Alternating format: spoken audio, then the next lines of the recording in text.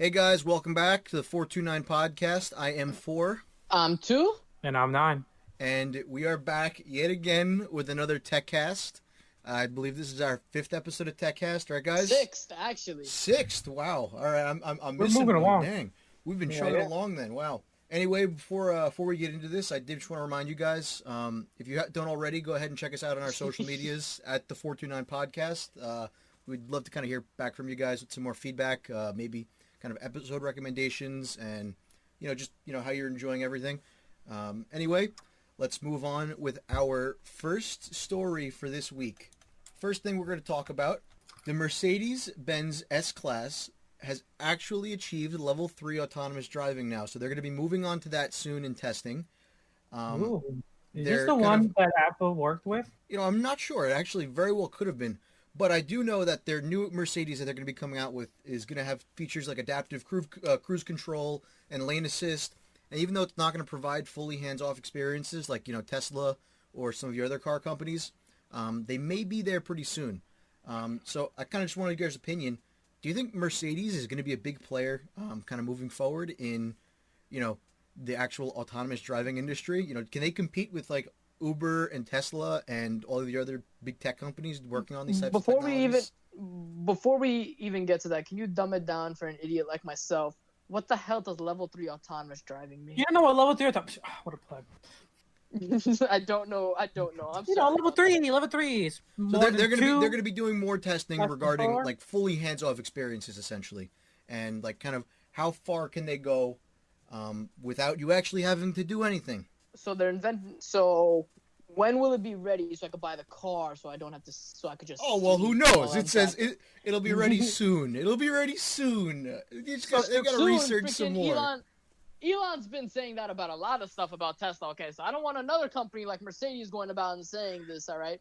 But let me tell you one thing. This is an S-Class, right? Yep. For those of you who don't know, right. Just a quick tip of advice: when you buy a Mercedes car, it goes from A-Class all the way till, I think, S-Class, right? S-Class being the most expensive, A-Class being the cheapest. Yep. So this is one of their most expensive vehicle lineups. What about is it for the everyday consumer? Hell no. Nope. Right? But this is actually an interesting feat in technology. So if they perfect this, Tesla definitely has some competition on their hand. But you have to remember one thing that keeps Tesla different from all the others. Tesla is electric. This S-Class is not electric. Mm-hmm. Also, to clarify on what Tu said earlier, right? The levels are actually purely based on the degrees of autonomy. So level 1 is driver assistant. So like you kind of see that on a lot of like standardized cars right now, basically it's like cruise control, right? My damn Camry has that. Yeah, exactly. Level 2 is partial autonomy. So like there's like some sort of autonomous driving system that navigates and monitors your driving environment. So like how like it can see like cars ahead of you. Tesla? Yeah. Not even. The Tesla is actually level 3, which is conditional autonomous. So like it actually takes the environment that it monitors and actually makes apply some logic on top of it. Yeah, and then about it. Also, do just note, right? When I say that it'll be ready soon, they're hoping to get it probably or hopefully within the end of this year, end of next year. So within the next year, and also they've said that this 2021 S-Class, when they finally get permission to actually push out those changes on the work they've been doing, this S-Class will get those features, and those features could include driving on roads, driving on highways, like stuff like that. Yeah. Interesting. It's soon with an asterisk behind it. I don't know. I'm for favor for this, but also against the favor because I love driving, right? But the way I see all these autonomous cars really heading is sort of like, it's like automated taxis, right? So it's just you get in the car and it just takes over. Like, I'm a big proponent of having my like privilege to drive and have control of the vehicle and doing that, right? Mm-hmm. But I'm scared that we may be heading towards like a society and stuff where, they're gonna be like, okay, no, like everyone has to just buy an autonomous vehicle and you got to just sit in there, right? I know what you're talking about. It's the fear of losing your rights to drive, I guess. The freedom that comes with driving, and I totally get that. Someone who loves cars, it's kind of scary. But I guess we'll be like the old school generation, like how they use like manual transmissions. Those old dudes, like we'll be that old generation that's still manually driving, right, with our automatic gear shift. So we'll see how it plays off. But what else you got for us this week? All right. So next news article, Boston Dynamics making a little bit of a move into coronavirus care. So Boston Dynamics, I'm sure you guys know who they are, right? The robot Nope. company. The ones that you Nope. push the dogs. No clue. You never heard of Okay, Boston right. Dynamics? So if you've never heard Nope. of Boston Wow. Dynamic, they're a Boston-based robot company essentially, and they've been working on literally Killing it. robots, right? A lot of stuff in terms of like being able to run like a dog or like a deer. I'm sure you've seen like their animal-like robots or like their robots where people probably try to like push seen- them over. Yeah, you probably seen the viral video of like one of them like trying to push up the dog, a Yeah. robot dog, and it like perfectly like counteracts the weight of it being pushed and like fixing itself like a dog or like a deer. Yeah, no, Right. I live under a rock. So Anyway, I haven't seen any of this. They've been making a little bit of progress in terms of research regarding giving care to COVID-19 patients. So, according to them, this isn't something that they ever really intended on doing, but, you know, given the current climate, it was something that they kind of saw a possibility in and are now kind of working on. So they kind of are now equipping some of their robots with things like tablets, two-way audio, different sensors for like oxygen levels, heart So rate, pulse is rate. this just a robot with a thermometer? Oh, well, it's a robot with a ton of advanced features and different technologies, so that way A doctors high can interact. thermometer. Correct, a high-tech thermometer, so that way the doctors can still interact with patients who might be sick without ever having to go near them. So, I think mean, it's cool. do you guys think that this is kind of a waste of time, or do you think that this is something necessary? I think this is super cool. I think this is exactly what, even though this wasn't the primary goal of what they were aiming with this type, especially this type of robot, I think this is pretty much the perfect way and the overall goal, if you think about it, robotics in general, creating baseline robotics to aid us in situations that would risk a human life. You know, you think about the early robotics, they're primarily built for like bomb detection and bomb disarmament, right? That's kind of pretty much, if you think about it, our environment is pretty much a bomb now, a ticking time bomb, and having these robots basically monitor, you know, be quickly modified. Also, it's pretty quick how quickly they were able to modify this thing and its needs real quick. It just shows how like flexible these robots can be in the future. Well, so I guess two concepts. So I guess two points to that, right? First point being the way you just said right now that they're super adaptable and everything that these robots are. You know, I'm a big proponent, if you guys don't know, of like microservices and like microservice architecture for different types of web services and stuff like that. And this robot is sort of like the epitome of that, right? They wanted a new feature. They needed to add a new feature. Bam, added in a couple weeks, done, right? So I really like the way Boston Dynamics has organized this robot and built it out, which I think is insane. Even though I've never even heard of this company, this is actually really cool, right? I knew this company for years. But the second thing is, right, you know, what we've seen throughout all of COVID is advances in medical technology that I think were desperately needed for the medical industry, right? So we've had some samplings of this. Like we had like, I remember we talked a couple podcast episodes ago about like robotic surgeries, how like a doctor in California can operate on someone sitting on the International Space Station, right? Yeah. So it's like, I know how we talked about stuff like that, right? But now like we're actually starting to see it become more mainstream, which I think is just nothing but beneficial for humanity. Yep. Because when you have stuff like this dog, right, who's going around checking your temperature with a laser pointer or whatever, right? It's really changing the game up, because it's like, okay, you can allocate these aides and these robots to go do that stuff while you have the nurses and the doctors focus on, you know, core cutting edge, more technology and research for that, right?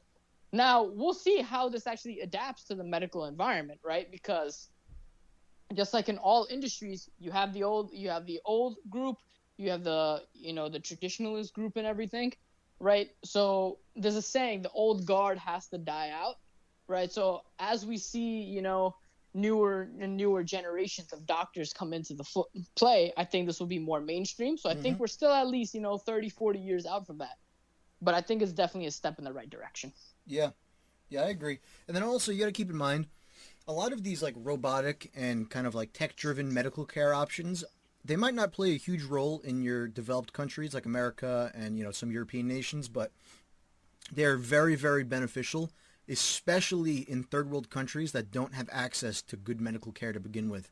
So, I mean, if you can kind of strap up a robot and put a U.S. doctor that's, you know, very well trained and well educated and bring him in areas that don't have doctors like that on site, I see that as a huge win, especially in developing countries. Yeah, you're talking about the remote villages of Africa and India and China and stuff like that, right? Yep. You're talking about all like the sub-Saharan desert. You're talking about Antarctica, where there's just the research. You're talking about the International Space Station. You're talking about getting doctors to places where you couldn't have a doctor go before, right? Yep. And or at least go safely before. Mm-hmm. And so now they'll have that ability, and you could bring care to those people, which I think is amazing. And especially if Red Cross or the United Nations or UNICEF picks up these like initiatives and partners with these corporations, I think we could see a huge positive impact for the world. And imagine this, right? Let's say you're a doctor and there's a drone that's able to go land, take blood, right? Now you can land a drone, take blood, and bring it to a lab and deliver it there very, very quickly, which brings us directly into our next article also. I will put $50 on the line right now if the next article you send is Amazon doing this, because I swear to God, Amazon would be the first one I would think to be doing this. Well, they're not doing it in medical, but Amazon has just gotten their Part 135 certificate from the FAA for drone delivery. $50. You just got $50. Drone delivery. Now, they're not the first, right? So you've got Google and UPS who have already gotten these certificates in the past, but this is a huge step for Amazon, right? So essentially this means that the FAA has kind of cleared their safety and operations guidelines and said, hey, we're comfortable with you guys flying drones in different levels of airspace. So, I mean, I think this is really cool personally. I see drone delivery as probably the next big step for Apple. I'm sorry, not Apple, Amazon. Apple, being able to provide instant gratification. Real quick. Instant gratification as an online company, and an online supplier is crazy. Now, this won't be everywhere. There are different challenges they have to face, such as, population and flying over crowds and, how populated is airspace and different rules and regulations they need to follow. But we can start seeing, hopefully within the next year, some type of drone delivery in different areas that they're running test trials in. So what do you guys think? First, my main point, right, is Nine. You owe me $50 after this recording is over. Wait, what? But, yeah, you're right. Nine. No.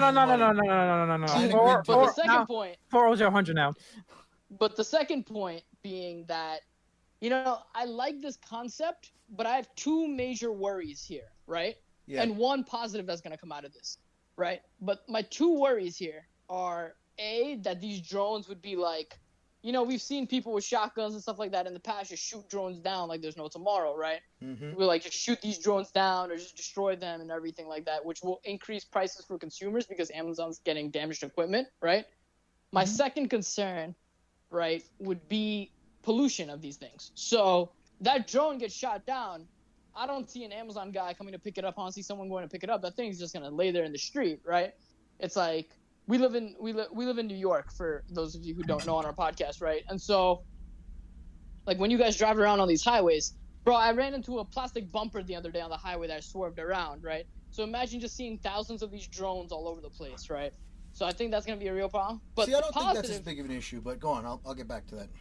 But the positive that's going to come out of this, and Nine knows about this really well, is we about to get a whole lot of great Karen memes coming out of this, right? So I am very excited to see all the fresh Karen memes come out of this. So when Amazon starts deliveries, 100%. I don't really think the problems you mentioned are really big problems. I think like Ford was tied into. I mean, like the whole issue with people shooting down droids, right? That happens, but like it doesn't happen like every week. It's not like it's not like people panic and like, oh god, and they just start shooting droids left and right. And it's not gonna, even if it does happen, like let's say once a week. Let's be honest, Amazon is a multi-billion-dollar company. If one droid gets shot down every week, that's not gonna raise prices of the rest. That's just gonna be swept under their expenses super easily, right? And then the whole issue you said about like them falling over and polluting and everything, I don't really think they're just gonna leave that lying around. That's company property. They're definitely gonna get some guy, especially if this is like the first runs and they have like probably experimental data or experimental equipment on that thing, that just like proprietary stuff. They're gonna go in there first thing, they're gonna clear the highways, they're gonna grab that sucker and they're gonna run. They're definitely not leaving that thing for some guy, some kid to pick up. They're very expensive, even the parts, right? And I mean, if the thing crashes, I mean, your exterior, like your skeleton might break, but all your internals, your cameras, your batteries, all your really expensive 100%. pieces, they're probably more than ready to be put on another drone. and You might even reused. have like So you're code in saying there. free equipment? Yeah, Got pretty it. much. Noted for Yeah, myself. they probably have trackers on it. So you take it home, you're getting hit with the Amazon certified SWAT team to take it away. Hey, that's all fine by me. I don't got anything. They got Prime delivery on their Prime them delivery. too. Yeah, they come in quick. All right. Anyway, this is a big week for Amazon. We got a couple more Amazon articles we can go through here. So this one, Amazon has announced with Twitch. You know, they recently bought Twitch, probably within the last year, 2 years. Yeah.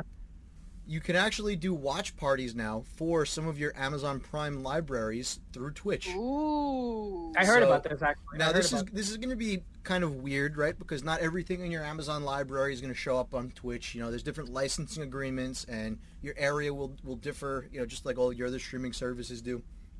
But I think this is really cool, and especially in the pandemic, you know, being able to do stuff like this is really cool. Kind of, it brings people together when they can't be together, which I think is really neat. What is really neat. 100%. Yeah, like I'll chime off of that, right? Like 4 and 9, right? We already sat together. We did a Netflix watch party on like the Avatar series, like relived our childhoods there a little bit, right?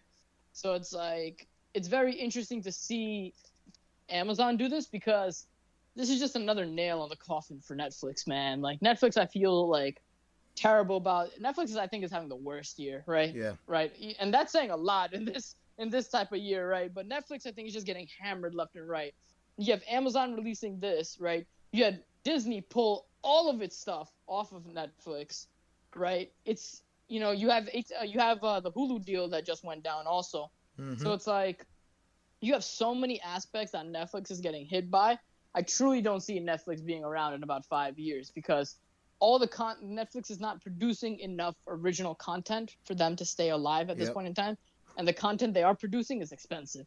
Right? $100 million to keep Friends, but to get rid of like Always Sunny and like a whole bunch of other their most popular titles. I don't know. Yeah, I think at one point like 97% of U.S.-based consumers of Netflix only had Netflix to watch Friends, right? So it's like I think it was The Office.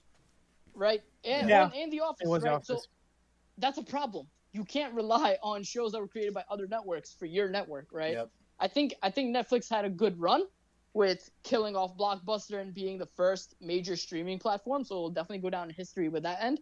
And I've known some of their engineers, and their engineers are some of the most talented engineers in the world, right? So I feel truly bad for them, but seeing stuff like this come out with Amazon, I think Twitch is just, stolen another thing from Amazon from Netflix that made it unique. So, I mean, I think they still got a few kicks in them. They still produce a lot of good original shows. That I think that's an area where Amazon and even Disney is lacking sometimes. Like Disney, pretty much all I can think of top of the head in terms of exclusivity on Disney Plus is like The Mandalorian, right? And like not really much. Like it's Disney Plus still feels to me as a consumer super catered to kids, right? Like other than The Mandalorian, I can't think of anything really that's like pertained to my age group. And the then Marvel movies, hello. That's not exclusive to them. I mean, that's theater release and then it comes there. And most of the time I'm watching it already in theaters, so like I'm not gonna watch it again. Like not for another like 5 years. So like I'm talking about exclusivity. I'm talking about original shows. Disney still hasn't nailed that really. They've been back riding on The Mandalorian. Well, Netflix, you got like new shows. They're trying new genres. They do horror. They do romance. They're doing a killing. They're doing a killing overseas. Like a lot of their like overseas shows are doing amazing. Like I know a lot of like Korean friends. Like they love like these Korean original shows that Netflix does, and they're really doing well. And then you got Amazon Prime, which is like only original show is like The Boys, and then like a couple others, but they're not really even doing that well in terms of Netflix's own original shows. Yeah, but to be fair, right, you have to look at the age difference between Netflix and Disney Plus, right? Disney Plus has not even been out for a year yet. I think November will actually make it 1 year old, right? So it's like, but I mean, you make it sound like Netflix's like grave is marked. Like it's not. It is. I see the end of Netflix very soon. I don't right? think so. I don't think we, so. And we've all studied economics here, right? So we know businesses die off very slowly, right? Yeah. Right. Like we saw Sears. Sears took forever to die. It took 20 years to kill Sears off, right? Macy's still won't die. Macy's got great deals, let me tell you. But like, the whole point I see with Netflix is that I think this is the beginning of the end of Netflix. I don't think Netflix is gonna go bankrupt in like 3 weeks, right? Like that's ridiculous to say that, right? Yeah. Not even 3 years or maybe even 10 years, right? But I'm saying that this is the beginning of the end of Netflix. So Netflix is at a crossroads right now. I don't think that's necessarily true. Yeah, I think that's hard to say. I don't think Netflix will ever go completely away, and I'll tell you why. They don't have a giant library of, original content or even like non-original content. They have a lot of stuff, don't get me wrong, but the stuff that they do have, it's really good. I mean, like most of their Netflix original series, like I always enjoy them. And I mean, they get away with, bringing new actors into the game. I mean, most of the people you see in these original series, they're not, big name actors. They just aren't. They're new people. It's a fresh take, right? I always tend to enjoy them. So I personally, even if Netflix is not going to remain their own company, I think that it's more likely they get bought than they go bankrupt. But I think Netflix, as you guys said, will turn into a movie studio rather than we're running out of time on this topic. Let's move on to our last Amazon article of the day. Let's make this a quick one. Oh my God, another one? Let's make this a quick one. They just released their new security cameras. The Amazon Blink, they have an indoor and outdoor security camera. I heard about this. The indoor camera is $80. The outdoor camera is $100. They're full 1080p. They have IR night vision, two-way audio, motion detection. They offer free local storage if you're storing it on your own network. It's $3 a month for a single camera for cloud storage, $10 a month for unlimited cloud storage for unlimited cameras. And this is one of their most highly praised features. They have 2 options for batteries. If you use 2 AA batteries, you get 2 years of battery life on a single set of 2 batteries. Or if you use 4, you get 4 years of battery life possibly on a single set of 4 batteries. So it's really, really, really battery efficient. Is there one on solar power or something? I honestly, I'm not exactly positive. They haven't had a lot of news on it, but all I keep seeing about is these batteries being able to last them for an insanely long time. So what do you guys think about this? Do you think these really low prices could be the end of like Ring and your other big name camera companies? I would tell you no on that one, just because I think Ring and Google Nest and all these other tiny companies have really well-built software that's integrated with a lot of external applications, whereas Amazon does not. I do just want to point this out. They are integrated with Alexa, and if they're integrated with Alexa, they're integrated with like everything. That is true. But I mean, I have a problem with that alone. With like most of the times I see things that are integrated with Alexa, the problem with me is like I don't want another integration assistant. Like I like to keep it to one. I mean, a lot of the times when I see a product integrated to only Alexa or only Google Assistant, when I'm using like HomeKit for like Apple, I'm like I don't want to add another assistant to my whole like ecosystem. So that's a killer already. Yeah, like Nine could right now stream Alexa, OK Google, and Siri, and all 3 of them are going to respond around him, right? Yeah, it's just so confusing. I want to have one. Isn't the whole point of this whole ecosystem in the first place was to have one system guard everything? But not everyone. You live with more people now. That's the point. I guess, yeah. People that can listen on my conversations and report it back to them 24/7. They already recorded and edited this whole episode before you even had a chance to even touch it, right? 100%. But anyway, let's move on. We're kind of running out of time here. I guess one last point though I want to bring up is that this is really interesting from an embedded systems perspective. I remember taking this class back in college and it was really interesting. But from an embedded systems perspective, this is not as hard as surprisingly you would think, right? As long as they chose the right parts to associate with these cameras, the main aspect for this actual battery life drainage would probably just be the network connections trying to do. Other than that, you can have cameras and all this stuff run for years on a single battery. Yeah.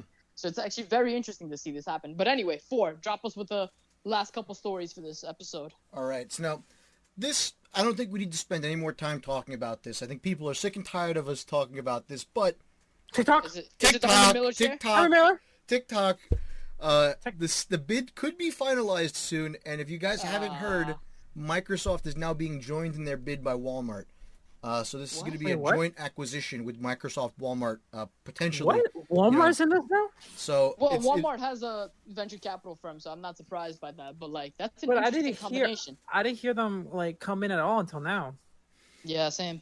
I feel like every day this story keeps changing more and more. So, I mean, we'll see if it stays like that, because I wouldn't be surprised if tomorrow Walmart's like, hey, you know what? We're not going to do the joint bid anymore. You know like, what? all of a sudden Tomorrow? it's someone else. Tomorrow, Blockbuster comes in and say, we'll buy it. And I'm Hey, like, what? Don't mess with that Blockbuster store in Oregon, all right? All right. Like, Yeah, Anyway, yeah. we've got 2 more stories to get through. These are kind of our cream de crop stories of the week. Creme de la crop. Cream de la crop. First one, NVIDIA 3000 series lineup has been Ooh, released. now this is my jam and butter. Now this might be the best news of this week. This Nine's been lineup, complaining about this whole week. this lineup Complaining, is I've been praising. insane. Complaining in the sense that you want to buy it or not. Yeah, complaining in terms of I wish my wallet was bigger. So bigger too. we've seen 3 graphics cards get dropped. You've got the RTX 3070, 3080, 3090. I'm going to rattle off the specs real quick. The 3070 has 8 gigabytes of VRAM. It's selling for $500.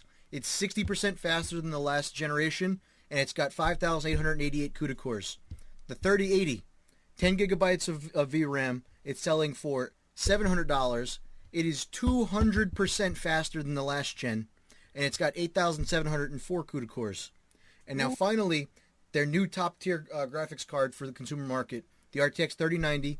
It's got a whopping 24 gigabytes of VRAM. It's selling starting at $1,500, and it's 50% faster than the RTX Titan, which was already one of the fastest graphics cards around. Excluding your kind of like corporate and commercial grade cards. And this will have 10,496 CUDA cores. So for all of you guys who love, insane. for all of you guys like me who love parallel processing and writing code on CUDA, that's really, really big. So what do you guys think That's about that? insane. Who will be investing? I am. Look, is that Nine's still in this debate right now? Which one he wants to get? I'm not buying any of them, right? Because I don't have any immediate need or application for them. But I from have immediate need. You don't. But Yes, I do.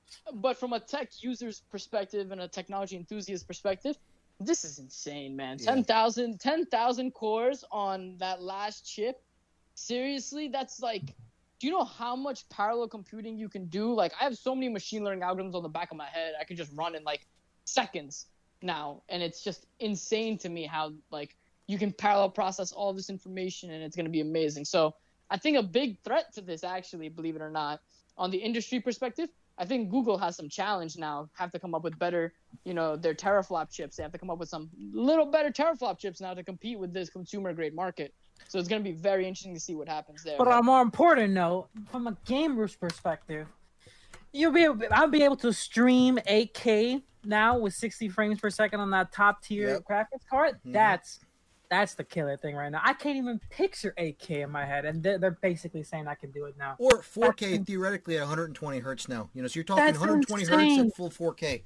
Theoretically, obviously, but I mean, if you're on one of those cards, I don't know if it's going to be theoretical. I think you actually might be able to pull that on some games. They didn't even just say 8Ks on 60 frames per second. They said stream 8K on 60. That means you're playing it and you're also streaming it at the same time. That's double processing power. And we thought the next gen consoles, when we talked about the PS5 and the Xbox that was coming out soon, right? We're gonna be insane. But this just blew the PC level gaming to a whole other level. Kills it. I'm definitely. You're looking at this 3070 right here, right?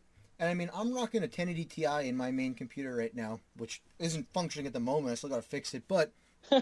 So he's not rocking a 1080 Ti. Well, I mean, it's in here. It's right next to me. Regardless, that 3070 specs and speed, I mean, they're looking pretty similar to my 1080 Ti, which I paid almost double for in terms of what that's getting, in terms of what they're charging for that. 3 or 4 years ago, whenever it was released. So you could have bought a 3090 if you put an extra $500 more in. Yeah, he could have. But I'm a though. smart man because I have a 1070, and buying that would be basically the same for me. And I'll get like 4 times more upgrade than I would for my 1070 right now. So I'm definitely thinking about it. I don't got a PC, so it's not gonna really That's your work out first that well. problem. Well, So now's the think about time. Now's the time. Get a 3070, $500. I bet you could probably spend $1,000 and get a top tier gaming PC capable of doing 144. Pretty close, yeah. 1440p, probably at 60 hertz at least. Yep. Don't Anyway. tempt me, and that's way out of my budget. But anyway, Anyway, hit us last with the article for last this one. week. This one has a 100 Miller? special plate in Nine's heart. it better Herman be Miller Miller. now. No, I'm just kidding. Yeah, I'm just kidding. I'm just kidding. I was about to say. It's the anniversary of Mario coming up on September 18th, and for 13th. this 18th, pretty sure it's the 18th. It's 13th. Whatever, one of those days. All right, one I of will those fight you on days. this. It's September. One of those days, we're getting the new Super Mario 3D All Stars, which is going to be kind of a collector's set of games for Super Mario 64, Super Mario Sunshine, and Super Mario Galaxy. So, I mean, this is kind of a really big release. So why don't we talk about that a Is little bit? this like the revamped? So is this like the revamped version, or is this like the same game? Kind of. It's kind of revamped. So like, it's not a remake. It's kind of more of a remaster. So like, it's better resolution, native widescreen now, which is crazy for like, especially.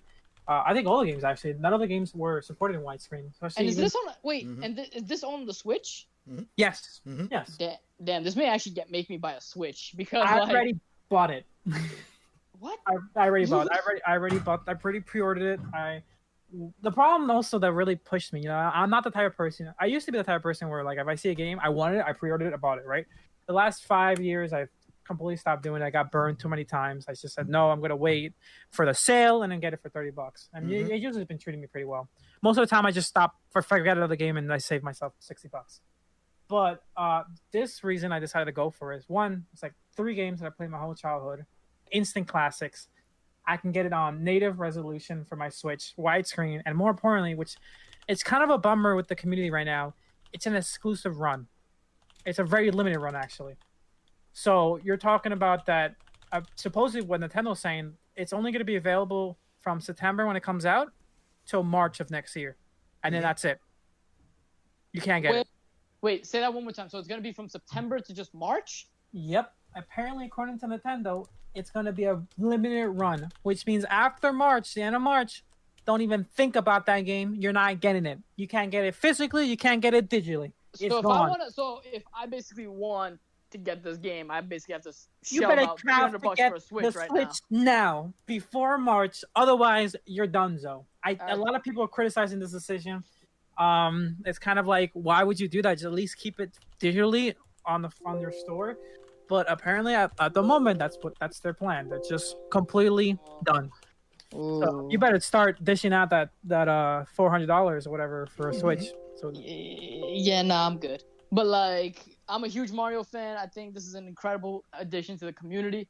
Right, it's a second. I believe it's the second All Stars. The last one came out like what, 93 or something. Right? Yeah. This is like they call it the 3D All Star because it's all 3D games. So this is gonna be very interesting. But one thing to note here is that Super Mario Galaxy 2 will not be on there. So for all you Super Mario Galaxy 2 fans, Nintendo basically just told you to just. That was the only one I didn't play too. That was like I was kind of looking forward to because I didn't play it. So now I guess Nintendo just read my library of backplayed games and like, oh, he didn't play, so I guess no one gets. And I just want to make a small correction here. So it seems that Mario's anniversary is on the 13th, but the release date of these games will be on the 18th. Unacceptable. Nintendo release it on the 13th so I can have it quicker. You already have my money. And then give me the. Finally, very last small thing. There's no release date yet, but they have talked about this as well. Another Nintendo thing, Mario Kart AR. So now what we might see possibly is, or we'll definitely see it, just don't know when yet, I guess. Hopefully by the end of the year. People will have the ability to lay out a Mario Kart track in their own house and then race an actual kind of handheld car through their own house. Oh, cool. On your Switch. It's pretty neat. It's really cool. I haven't had this kind of like childhood excitement for like a product like this in like a while. Like this is insanely. I would be dying to have this as a kid. It's so insane. Think about like I could create a killer. I'm just looking around like my room right now. I could create a killer circular track right now. It's insane. Like for someone who's really creative, like this is like the perfect thing. Like this is like the amount of creativity you can do with this. It's insane, and to do with friends too. If they buy their own thing, like it's not even on like. It's like on a screen on your Switch. Like you can see them racing in real time. I'm about to go buy some Legos. Like, don't get me tempted. I might build a whole track right now. You know, they might. I wouldn't be surprised if there was some type of deal with them, right? Where they like, oh, we're getting Lego tracks now, or like Hot Wheels. I mean, they already have that partnership. They got the NES classic Lego, and they got that Lego Mario set. So I mean, it's gonna be very interesting to see. Yeah, but anyway, guys, it fits really well into our last week's episode, right? AR VR. If you haven't Yeah. watched it, go check it out. Really fun, Please. really fun talk there. You But can anyway, find us. guys, this has been Techcast episode 6. Wow, it's been 6 weeks we've been doing this. That's crazy. Yeah. Just it's wanted nuts. to say thank you guys for following along. Right, we're gonna see you guys on Sunday with another episodes. But one thing we want to let you guys know is please reach out to us on social media. Please follow us, like us on Facebook, Instagram, Twitter, YouTube. Right, any of your social media platforms. Leave us a like, subscribe, comment. Like, we love hearing from you guys. We heard from some of you guys in the community today, and we're super excited about hearing from you guys. So please leave us a like, leave us a DM, send us 100%. something. Right. You And can if you guys check have us out. suggestions for episodes, we're more than happy to hear you guys out on episodes, right? But anyway, guys, this has been Techcast. We're the 429 podcast. I'm 2. I'm 9. I'm 4, and we'll see you next week, or Sunday rather. Later. We'll see you guys Sunday. Bye, guys. Bye, guys.